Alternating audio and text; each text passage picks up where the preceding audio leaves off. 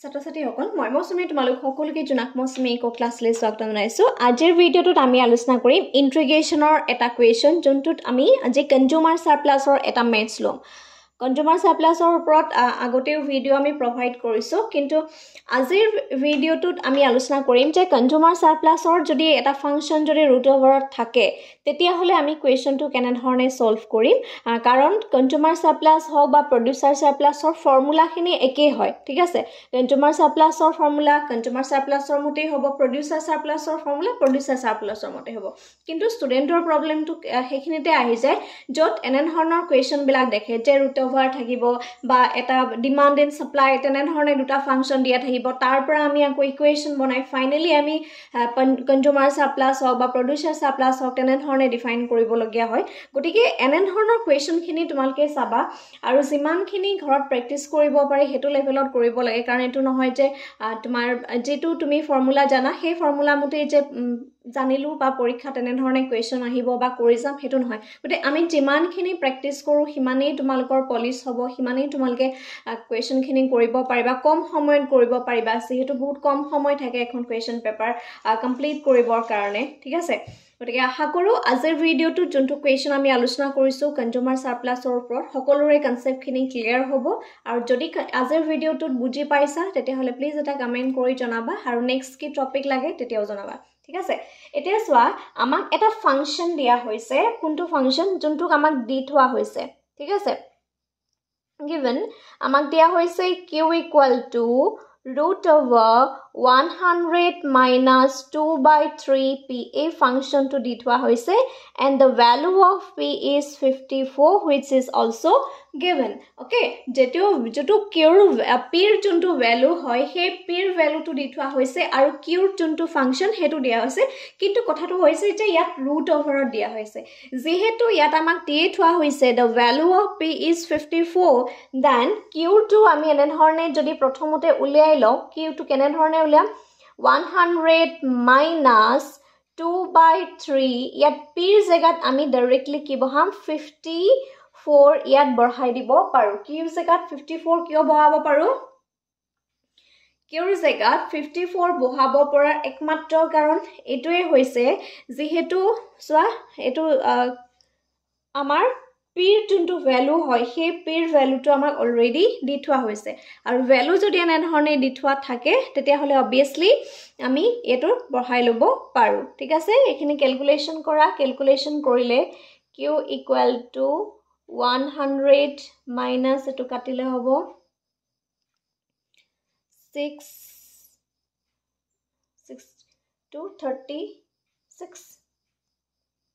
36 equal to 36 হলে কি হ'ব the value of q equal to root over 64. এতিয়া এইটো root over 64 আছে, দেখিছানে? এতিয়া এই root over টো যদি তুমি নোহোৱা কৰিবলগীয়া হয় তেতিয়াহ'লে আমি কি কৰিব লাগিব প্লাছ মাইনাছ দিব লাগিব। ঠিক আছে, যেটো প্লাছ মাইনাছ 8 হ'ব, তাৰমানে the value যোনটো কিউৰ ভ্যালু দে কিউ যোনটো হ'ব এটা হৈছে তোমাৰ প্লাছৰ ভ্যালু আৰু আনটো মাইনাছৰ ভ্যালু। ঠিক আছে, কিন্তু আমি সকলোৱে জানো যে সদায় প্লাছৰ ভ্যালুটোহে হয়, কিয়নো যে কিউ যোনটো হয় সেই কিউটো কেতিয়াও মাইনাছ হ'ব নোৱাৰে, ইজ নট ইকুৱেল টু 0। ঠিক আছে, এইটো কেতিয়াও মাইনাছত হ'ব নোৱাৰে, কিউৰ ভ্যালুটো মাইনাছত নহয়, নোহোৱাৰ কাৰণে আমি 8 যোনটো ভ্যালু হয় তাৰ প্লাছ এটা ইয়াত 8ৰ পৰা দুটা ওলাব। ঠিক আছে, 8ৰ পৰা দুটা ওলাব, এটা হৈছে +8 আৰু আনটো হৈছে -8। গতিকে আমি ইয়াৰ পৰা অনলি +8টোহে ল'ম। কিয় ল'ম? যিহেতু কিউৰ যোনটো ভ্যালু বা আউটপুট কেতিয়াও মাইনাছত নাথাকে, হয়নে? গতিকে নাথাকাৰ কাৰণে আমি অনলি কি ল'লো 8 ল'লো। এতিয়া চাবা এই যোনটো ফাংচন হৈছে সেই ফাংচনটোৰ পৰাটো আমাক এটা ডিমান্ড ফাংচন লাগিব, যেহেতু এইটো কোনো ধৰণৰ ডিমান্ডৰ ফাংচন নহয়, গতিকে আমি কি কৰিব লাগিব এটা ডিমান্ড ফাংচন বনাই ল'ব লাগিব। কাৰণ ডিমান্ড ফাংচনটো এই কাৰণে বনাব লাগিব যিহেতু আমি কনজিউমাৰ সাৰপ্লাছ বনাইছো, কনজিউমাৰ সাৰপ্লাছৰ কাৰণে এটা পিওৰ ডিমান্ড ফাংচন আমি বনাই ল'ব লাগিব। আৰু পিওৰ ডিমান্ড ফাংচনটো যদি তুমি বনোৱা তেতিয়াহ'লে Q equal to root over 100 minus 2/3 3p গতিকে এইটো ফাংচন বহাই ল'ব লাগিব ঠিক আছে ইয়াৰ আগলৈকে কৰিলো যেহেতু আমি কিউৰ ভ্যালু এটা ওলাইছো কিউৰ ভ্যালুটো ওলোৱাৰ কাৰণেহে আমি 8 টো ওলালো ঠিক আছে নেক্সট এতিয়া যেহেতু আমাক এটা ডিমান্ডৰ ফাংচন লাগে আৰু এইটো যেহেতু এটা ডিমান্ডৰ ফাংচন নহয় গতিকে প্ৰথমতে আমি কি কৰিব লাগিব এটা ডিমান্ডৰ ফাংচন ওলাব লাগিব 8 যোনটো ৰুট ওভাৰ আছে ৰুট ওভাৰটো যদি তুমি নোহোৱা কৰা তেতিয়া হলে ইয়াৰ স্কয়াৰটো কি ওলাই যাব q স্কয়াৰ হৈ যাব কিয়নো a স্কয়াৰটো both side এ যদি স্কয়াৰ লৈ লোৱা তাৰ মানে এটো এনে ধৰণে আকৰবা কৰিছো চোৱা ইয়াটো তুমি স্কয়াৰ ললা আকৰবা কৰি দিছো ইয়াটো আছে 100 minus 2/3p দেখিছানে a2 কো যদি তুমি স্কয়াৰ কৰা তাৰ মানে both side taking the both side লিখি লব পাৰা taking square in both side okay এটো both side এ লোৱাৰ লগে লগে আমি জানো যেতিয়া root over 2 আমি অতৰাই দিও হাফ হয় নে হাফ হোৱাৰ লগে লগে কি হৈ যাব 2 টো ক্যান্সেল হৈ যাব হেতু স্টেপো যদি মই কৰি দিব বিচাৰো তেতিয়া হলে এনে ধৰণে হ'ব 100 2/p ঠিক আছে half into 2 স্কয়াৰ যেহেতু কৰিলো ঠিক আছে কিন্তু এই ৰুট ওভাৰটো অতৰাবৰ কাৰণে এটা হাফ ললো আৰু এটো কি হৈ যাব ক্যান্সেল হৈ যাব একদম সিম্পল গতিকে q square equal to 100 minus 2/3 ঠিক 2/3p ঠিক আছে এতিয়া ইয়াত আমাৰ যোনটো ফাংচন আছে সেই ফাংচনটোত এটা হৈছে 2/3p আছে গতে এই 2/3p পৰা যেহেতু আমি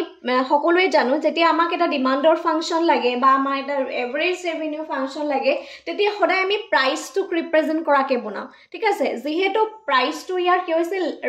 ৰাইট হ্যান্ড সাইডতে আছে গতিকে আমি সেই প্ৰাইসটো লেফট হ্যান্ড সাইডলে কনভাৰ্ট কৰিব লাগিব যেতিয়া তুমি এটো লেফট হ্যান্ড সাইডলে কনভাৰ্ট কৰিবা ইয়াৰ আগত যেটো প্লাস সাইন মাইনাস সাইন আছে যেতিয়া আমি সাইন চেঞ্জ কৰো সাইন চেঞ্জ মানে ইকুয়েশন চেঞ্জ কৰাৰ লগে লগে obviously সাইনটো চেঞ্জ হৈ যায় ইয়াৰ আগত যেটো আমাৰ মাইনাস আছে মাইনাসটো কি হৈ যাব প্লাস হৈ যাব প্লাস 2/3p হৈ যাব আৰু এফালে থাকিব 100 আৰু কিউৰ আগত কি আছে প্লাস আছে যদি তুমি এটো ৰাইট হ্যান্ড সাইডলে লৈ যোৱা তেতিয়া হলে কি হ'ব - q স্কয়াৰ হৈ যাব ঠিক আছে এতিয়া আমাক কি লাগে আমাক p এটা লাগে p ৰ যোনটো ভ্যালু সেই p ৰ ভ্যালুটো লাগে গতিকে p ৰ ভ্যালুটো ইয়াত উলিয়াবলৈ হলে হেতু উল্টা হৈ যাব এফালে 100 - q স্কয়াৰ এটো হ'ব 2/3 টো কি হৈ যাব 3/2 হৈ যাব ঠিক আছে গতিকে আমি ইয়া কেনে ধৰণে লিখিব পাৰো p = 100 into 3/2 minus q square into 3/2 এনে ধৰণে হ'ব ঠিক আছে যেহেতু এনে ধৰণৰ ইকুৱেশন হ'ব ইয়াত কটাকটি যাবা এটো কটাকটি কৰিলে কি হ'ব 50 হ'ব এতিয়া এখিনি আমাৰ p ৰ ভ্যালুটো কিমান হ'ব 50 ঠিক আছে 150 হ'ব 15 to 3 150 ঠিক আছে minus 3/2 q square গটিকে আমি যোনটো p ৰ ভ্যালু সেই p ৰ ভ্যালুটো অলৰেডি পাই গলো এতিয়া আমি কনজিউমাৰ সাৰপ্লাসলৈ আহিব পাৰিম now the consumer surplus আমি যদি এতিয়া is given by যদি আমি কনজিউমাৰ সাৰপ্লাস টুলে যাও তেতিয়া হলে কি হ'ব ইন্টিগ্ৰেশন ba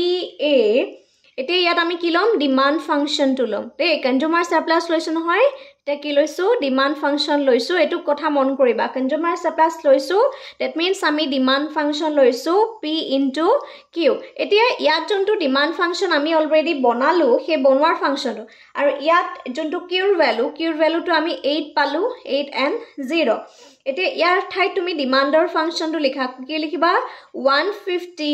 minus 3/2 q square dq ইয়াৰ যোনটো p আছে কিছা সকলোৱে ইয়াত p জায়গাত p into q কিছা p into q যোনটো দি থোৱা হৈছে এটা p ৰ ভ্যালুটো যেহেতু আমাৰ কোৱেশ্চনত দি থোৱা হৈছিল ঠিক আছে p ৰ ভ্যালুটো কোৱেশ্চনত দি থোৱা হৈছিল 54 into q দি থোৱা হৈছে 8 ঠিক আছে এতিয়া নেক্সট স্টেজত এখিনি এই যোগিতা ইকুৱেশন আছে এইগিটা ইকুৱেশনক যেতিয়া আমি ইন্টিগ্ৰেশন কৰিম ইন্টিগ্ৰেশন কৰিবলৈ হলে 150 only 150 আছে গটিকে only 150 থকাৰ কাৰণে কি হ'ব 150 কিউ হ'ব আৰু 150 কিউ যেহেতু হ'ব গটিকে আমি লিখিম 150 ঠিক আছে 150 কিউ only কিউ থাকিব আৰু ওপৰত কি থাকিব 8 আৰু 0 আহিব ঠিক আছে ইয়াত মাইনাস সাইন আছে মাইনাস সাইন দিম 3/2 টু বাহিৰলৈ আনিম এতিয়া কিউ কি আছে স্কয়াৰ কিউ স্কয়াৰ আছে তাৰ মানে 2 + 1 আৰু ওপৰত কি হ'ব কিউ স্কয়াৰ + 1 আৰু ইয়াৰ হ'ব 8 আৰু 0 ওকে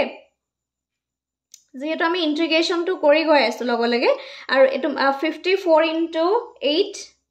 32 এপিনে 2 আহিব 40 এপিনে 43 ওকে এখিনি ক্যালকুলেশন মুখতে হৈ যায় নেক্সট হৈছে 150 এটা ইয়াত যোনটো কিউ আছে দেখা পাইছা এই কিউ টু জায়গা তুমি কি লিখিবা কিউ টু জায়গাত আমাৰ যোনটো ভ্যালু দি থোৱা হৈছে দ্যাট মিন্স কিউ যোনটো আমি পালো হেতু লিখিম দ্যাট মিন্স 8 এটা আমি লিখিম 150 * 8 ওকে নেক্সট 3/2 3/2 যদি লিখিম এতিয়া ইয়াত নেক্সট স্টেজত এখিনি কি হ'ব 3 কিউ স্কয়াৰ 3 তলত কি লিখিবা 3 লিখা ঠিক আছে ওপৰত কিউ মানে এনা ধৰণে হয় আকৌ এটা স্টেপ মই দৰকাৰ হলে লিখিয়ে দিও কিউ ঠিক আছে এটো মই আৰু এটা স্টেপ লিখি দিছো যাতে আৰু 8 0 - 432 150 এপিনে 0 5 40 112 ওকে নেক্সট 3/2 এটা ইয়াত এখিনিত 8 লিখিব লাগিব কিন্তু 8 ৰ ওপৰত কিউব লিখিব লাগিব 8 কিউব গতিকে এটো ক্যালকুলেশনটো একেবাৰে ইজি কৰিবৰ কাৰণে 8 * 8 কৰা যেহেতু কটাকটি কৰিব লাগিব গতিকে তেনে ধৰণে তোমালকে শৰ্টকাট ট্ৰিক ইউজ কৰিব পাৰা ঠিক আছে -432 এটা কাটি দিয়া 832 এ ইয়া কাটি দিয়া 4 বাৰ যাব 832 এ কেনসেল হৈ যাব নেক্সট স্টেজত কিমান থাকিলে 1200 - 4 * 8 * 8 - 432 ঠিক আছে এখিলেকে চাবা নেক্সট কিমান পাম 1200 - 32 * 8 256 okay 256 - 432 এতিয়া এনে ধৰণৰ ক্যালকুলেশন খিনি সাধাৰণতে কি কৰিবা তুমি প্ৰথমতে মাইনাস খিনি প্লাস কৰি লবা মাইনাসে প্লাস কৰা আপিনে 6 মানে আহিব 8586 688 - 1200 okay 1200 ৰ পৰা যেতিয়া 688 মাইনাস কৰিবা then you can find 512 okay the 512 is the consumer surplus এনে ধৰণে consumer surplus to কৰিব পাৰো maths to টান নহয় বাকি আমি যেনে ধৰণে মানে consumer surplus হওক বা producer surplus ৰ এই পিছৰ যিখিনি portion থাকে হেখিনি একেই থাকে ঠিক আছে কিন্তু প্ৰথম কথা হৈছে যে বিভিন্ন ধৰণৰ কোৱেশ্চন আহিব পাৰে ইয়াৰ আগৰ ক্লাছত এনে ধৰণৰ ডিমান্ডৰ ফাংচন বা সাপ্লাই ফাংচন এনে ধৰণৰ তোমাকক দিয়া হৈছে গতে এই কোৱেশ্চন খিনি যিমান ঘৰত তোমালকে প্ৰেক্টিস কৰিবা হিমানে তোমালকৰ মানে ধৰ এক্সামত কোৱেশ্চন দেখি মানে মান নাৰ্ভাস নকৰা বা এনেকুৱা ফিল নকৰা যে এই কোৱেশ্চনটো কৰ পৰা আহিলে বা আমি পঢ়া নাই তেনে ধৰণৰ ফিল যাতে নহয় গতিকে ৰুট ওভাৰ দেখিলে বহুত ষ্টুডেন্টে ভয় খায় কোৱেশ্চনটোত গতিকে ৰুট ওভাৰ থাকিলে যে কোৱেশ্চনটো টান হ'ব তেনেকুৱা কোনো কথা নাই আসলতে ইজি হে হয় ঠিক আছে কাৰণ বহুতখিনি হেখিনি কাটাকটি কৰি পেলাই কমি আহে বহুতখিনি বস্তু গতিকে ৰুট ওভাৰ যিখিনি ষ্টুডেন্টে ভয় কৰা মই আশা কৰো আজিৰ ভিডিওটো চোৱাৰ পিছত ৰুট ওভাৰ মেথছে তোমালকক কনজিউমাৰ সাপ্লাইছ হওক বা প্ৰডিউসাৰ সাপ্লাইছ হওক এনে ধৰণৰ কোৱেশ্চন বিলাকত প্ৰবলেমছ ক্ৰিয়েট কৰিব নালাগে কোৱেশ্চনটো বুজি পালানে প্লিজ এটা কমেন্ট কৰি জনাবা কাৰণ তোমালকৰ কমেন্টছ বিলাকৰ বেস কৰি আমি নেক্সট ভিডিওখিনি প্ৰভাইড কৰিম আৰু যদি আমাৰ কোৰ্সত জয়েন হ'ব বিচাৰিছা স্ক্ৰিনত যোনটো WhatsApp নম্বৰ দিয়া আছে তাত তোমালোকে কন্টাক্ট কৰিব পাৰিবা তোমাৰ নাম আৰু ইউনিভাৰ্সিটিৰ নাম মেনশন কৰিবা আসলে ভিডিওটো ইমানেই ধন্যবাদ